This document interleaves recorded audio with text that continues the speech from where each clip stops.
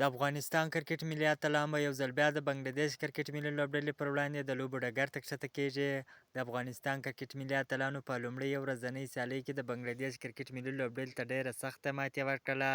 افغان اتلان به د درې نړیوالې ورځنۍ سیالۍ په دویمه لوبه کې به سبا ماپښین یو ځل بیا د بنګلادیش کرکټ ملي لوبډلې سره مخ کیږي. افغان اتلانو په لومړۍ ورځنۍ سیالۍ کې د بنګلادیش کرکټ ملي لوبډلې پر وړاندې ډېره زبردست بهترینه سیالي ترسره کړله چې دغه لوبه یې وګټله.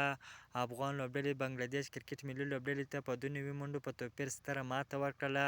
په دغه لوبه کې د افغانستان توپ اچوونکي ډېر ښه وځلېدله. په خاصه توګه اعلی محمد غضنفر ډېره زبردسته بهترینه سیالي ترسره کړله.